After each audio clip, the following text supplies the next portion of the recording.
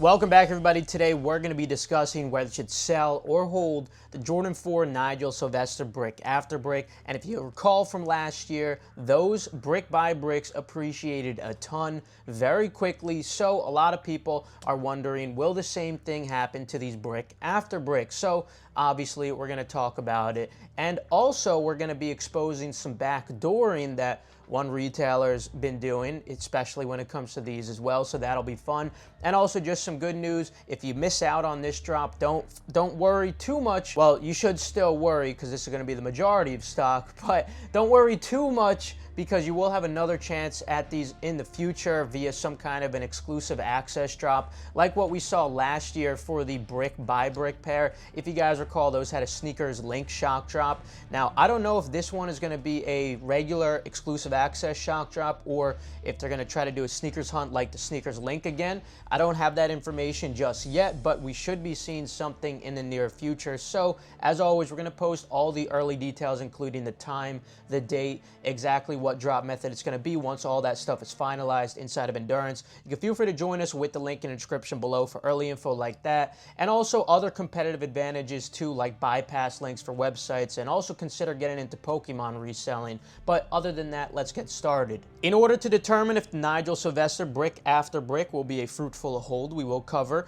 an estimated range or what the sneaker will settle at after the drop, and also when shipments come in, essentially the pair is going in circulation, whether they're expected to increase post-drop or even continue to decrease, along with how much specifically over specific periods of time, and finally, what type of margin are we looking at for these in terms of holding? Not the retail to resale initial margin, but rather just the hold margin over X period of time. Kicking it off, let's discuss the estimated range that these should be settling at. Stock on these is just slightly higher than the brick by brick pair. Those weren't too limited, with about 45,000 pairs, with about 30,000 of which being on Nike US alone.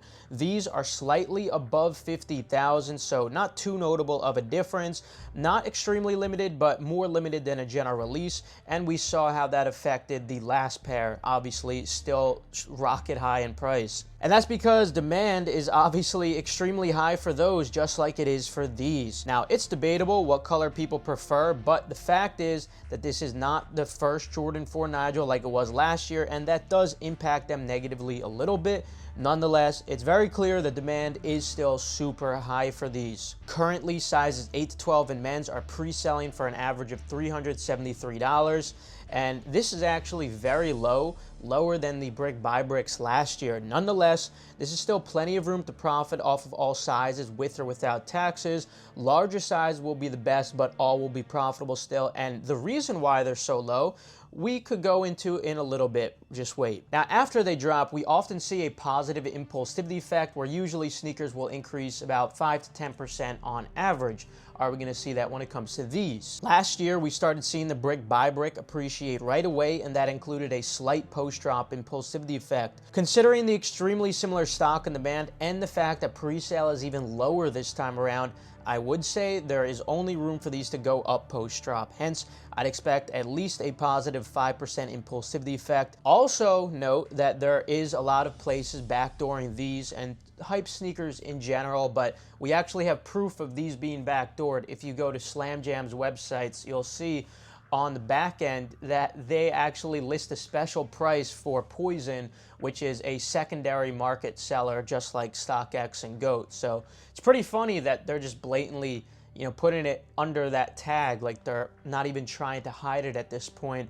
So yeah, special price Poison. That's insane to see, and I would think this is a breach of contract. Like, hey Nike, you want to look. I'm not a narc, but I mean, you guys do that.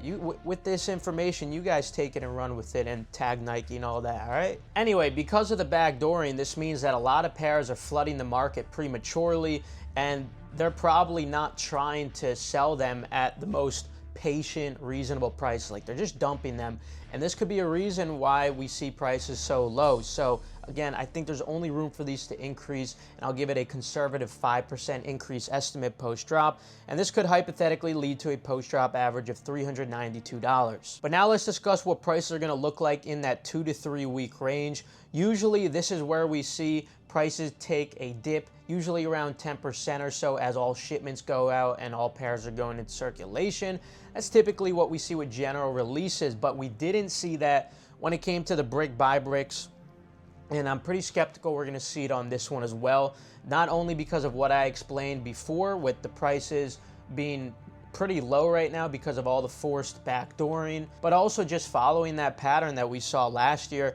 I think these might actually hold their value. Now, I'm not saying they're going to start appreciating right away like the brick by bricks did, but I'm not expecting them to drop 10% like the general releases usually will. I think that for the most part, these will hold value. But now that the average prices at those points in time are evident, let's discuss whether these are expected to increase from here, start appreciating, or just decrease. Again, since I don't see a big difference in both supply or demand for these, I do think it would be reasonable to expect these to gradually appreciate, even if a little slower than the brick by bricks, but still an appreciation nonetheless. So it might take a little longer, but overall, I would expect these to still appreciate from this range. I just don't have a sufficient reason to believe they wouldn't. Finally, regarding the hold margin on these, basically, are these going to be worth your time if you decide to hold these, like in terms of ROI? So let's say these hypothetically end up like the brick by brick pair did after a year. Well, those had about a 50% ROI in about a year, and that's incredible for a sneaker. Obviously, you're beating an index fund investment by a ton right there. So even if these brick after bricks don't increase as quickly as the brick by bricks, they're still starting off a bit lower, which does leave even more room for a good ROI, so that's a positive.